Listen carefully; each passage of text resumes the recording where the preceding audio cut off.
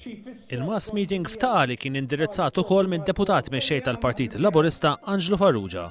Huwa akkuża lill-Gvern li tilef kull direzzjoni u li ħela 4 snin u nofs għaliex kien aljenat fuq ġlied intern u ma kienx iffukat fuq il-ħtiġijiet tal-poplu Malti u Awċi. Dan il-Gvern illum li għandna tilef kull direzzjoni.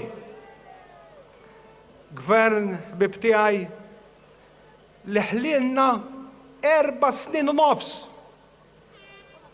aljenat fi ġlied intern u mhux iffokat fuq il-bżonnijiet tal-poplu. Semma kif il-Gvern tilef ir-ruħ soċjali u ħsibu biss huwa fil-klikka illi ddawwar biha u mhux fil-poplu.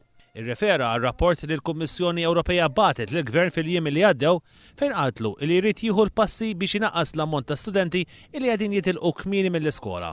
Angelo Farrugia saħaq li l-Gvern qabba lill-poplu bid-djun kbar. Dan huwa Gvern li qabba lill-poplu Malti u Awċi bid-djun kbar b'miżuri ta' awsterità b'saħħithom minħabba li ħa prioritajiet ħżiena. Saħaq li l-pajjiż jixraqlu aħjar u għalhekk il-moviment li qed jinbena qed jilqa' fih nies ta' rieda tajba. Irridu nkomplu naħdmu u niftħu jdejna għal kull min ta' rieda tajba u jrid jingħaqad ma' dan il-moviment.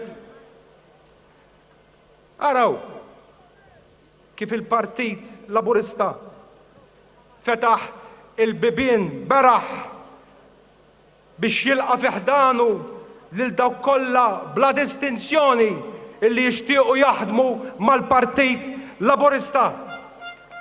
Il-poplu għal Angelo Farrugia qed iħallas għall-iżbalji ta' Gonzi PN.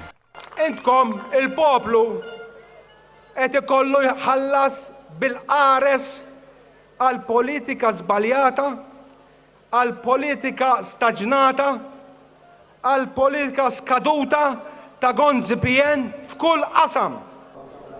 Fit-tmiem id-diskors tiegħu id-deputat mexxej Laburista qal li pajjiżna għandu bżonn bidla fid-direzzjoni, għejxin deċenti, ħajja aħjar għall-anzjani u l-pensjonanti, ġejjini għaż-żgħażagħ, tisħiħ ekonomiku, ġustizzja soċjali, ġlieda kontra l-faqar u ġlieda kontra l-inġustizzji.